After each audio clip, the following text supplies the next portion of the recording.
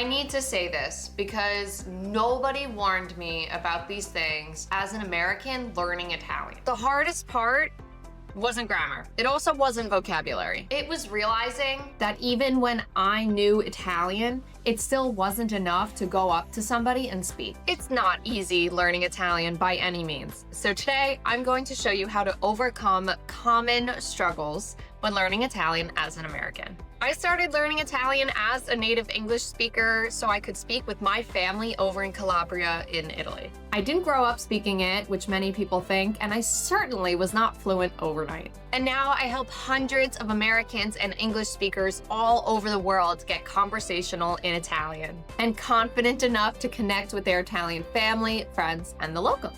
So my first struggle that I had to learn to overcome was that learning Italian is not a one and done task. It's always continuous, and it needs more than just the one size fits all approach. So the first struggle that I had to learn to overcome was that learning Italian is not an easy task, and it requires more than just a one-size-fits-all approach. Unfortunately, that's the problem with textbooks. Not all of them are horrible or bad, but textbooks are, just by the nature of them, one-size-fits-all. Now, hear me out. I'm passionate about going to Italy and speaking with my family. They really matter to me. So textbooks were okay at the beginning to grasp some grammar rules and have it written out. But when it came time for me to actually speak with my family on topics that they care about and that I care about, textbooks just didn't cut it anymore. I wanted to learn more conversational Italian things. Things like talking about my day, asking my family what the plans are, and discussing everyday activities.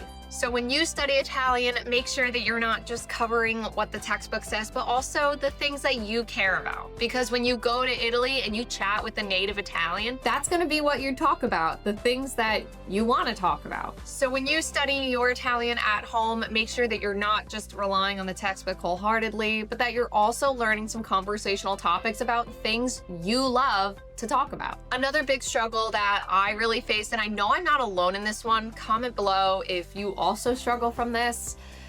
Another big struggle that I had was making mistakes and feeling okay enough to make mistakes. I know of so many Italian Americans and even some of my own family who tried to learn the Italian language but ultimately didn't continue with it because they were so afraid of making mistakes. And that's a completely real fear too. Like, I get it, I've done that. I still make mistakes to this day. So how did I overcome it?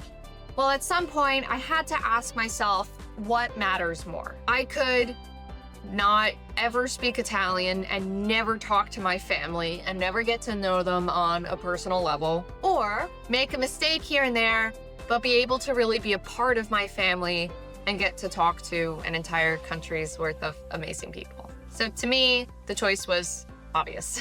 And a little side note here, like, my family who are native Italian speakers, sometimes they even make mistakes when speaking and have to correct themselves in thought. And I do that too as a native English speaker. When I speak English, sometimes I screw up a word here and there and I have to think back and, oh yeah, it's actually this conjugation or whatever. So at the end of the day, they don't really care if I make a mistake or not. And looking back and being able to communicate with my family now in Calabria, a mistake is the literal last thing they care about. They're not there to test me and make sure that I had the right conjugation at all times. Like, that's the last thing they care about. Yes, they'll correct me, but they're there to connect with me. So they're there to get to know me and I'm there to get to know them and just be a part of my family. So they're not there to judge me. It's not an exam that you need to be so stressed out about. It's not a test. Just go, speak some Italian and live your life. That all said, if you're in the process of learning Italian and you still haven't really grasped that speaking part or that confidence in making a few mistakes here and there, grab my free Italian lesson for beginners at the link below. We'll master Italian pronunciation from the very start, from an English speaker's perspective, mine, and we'll go through some conversation starting at the very top. I think the thing that I struggled with the most and made it a lot harder for me to learn Italian at the very start was that I never fully immersed myself in it.